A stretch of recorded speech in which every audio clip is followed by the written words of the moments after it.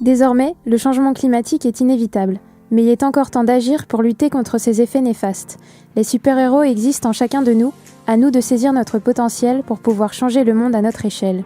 Et si on commençait à agir localement ? Bru, pôle structurant de Rennes Métropole, a les capacités de résilience nécessaires à cette lutte, mais doit dès aujourd'hui agir sur les vulnérabilités de son territoire. Bru, c'est la deuxième ville de la métropole. Avec ses 18 282 habitants, elle est accessible en bus en 30 minutes dans le centre de Rennes et en 20 minutes en voiture. Du côté des mobilités, Bru est déjà dans la tendance. De nombreux covoiturages quotidiens pour diminuer les déplacements pendulaires sont proposés sur les différentes plateformes en ligne. Mais peut-être que la commune peut aller encore plus loin.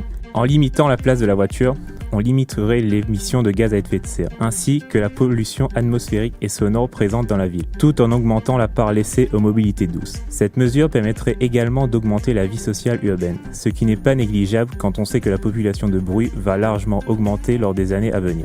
D'ailleurs, en parlant de ça, comment gérer la construction de nouveaux logements ?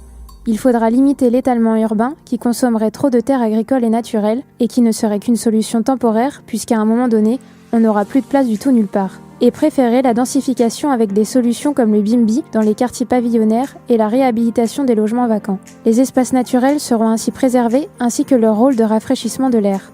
Préserver les terres agricoles permettrait aussi de développer une économie circulaire. Des aliments produits sur le territoire, biologiques afin de préserver l'environnement et qui seraient vendus à la ferme Éric Guillaume sur le marché bio du mardi ou distribués localement aux habitants via des AMAP. Les circuits courts permettraient de faire vivre les agriculteurs locaux tout en limitant le transport de marchandises et la surconsommation incitée par le supermarché.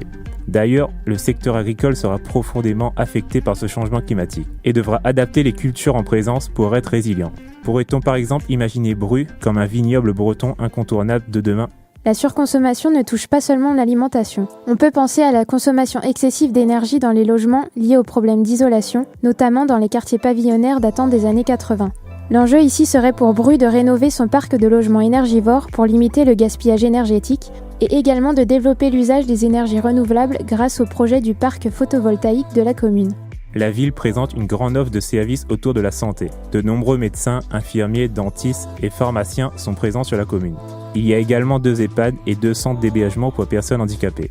Néanmoins, cette offre qui semble être à première vue une opportunité pour lutter efficacement contre les effets du changement climatique apporte également des vulnérabilités sociales non négligeables, avec des populations très exposées aux vagues de chaleur. La vie associative, culturelle et sportive à Bru est également bien développée. Certaines associations comme le parc ornithologique pourront servir de lanceurs d'alerte importants. De plus, le campus Carlan offre un potentiel d'innovation important et non négligeable face au changement climatique, avec plusieurs formations en lien avec l'environnement. Néanmoins, ces associations sont également créatrices de vulnérabilités environnementales. On peut penser notamment au golfe de Bru qui consomme énormément d'eau pour l'entretien des pelouses.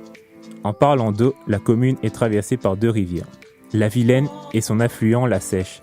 En cas de forte précipitation, une montée des eaux pourrait exposer le patrimoine bâti situé aux abords de la rivière à de forts risques d'effondrement. Bru a déjà connu des épisodes d'inondation importants. Le risque n'est donc pas négligeable.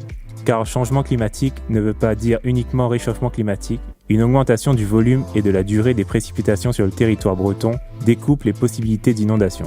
Malgré cela, tous les points d'eau contribuent à créer des îlots de fraîcheur indispensables en cas de forte chaleur.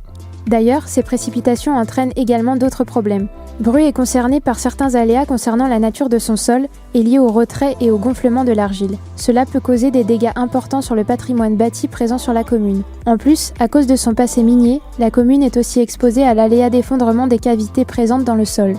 La prise en compte de tous ces enjeux permettrait à Bru de participer à la limitation des effets néfastes du changement climatique et ainsi de s'y adapter. La capacité de résilience de la commune reste encore à démontrer, mais toutes les potentialités du territoire laissent entrevoir de belles perspectives pour la commune. Faire les bons choix maintenant, en améliorant sa ligne de conduite pour ne pas aggraver ce qui est déjà inévitable, permettrait à Bru d'éviter une catastrophe humanitaire sans précédent à moyen ou long terme.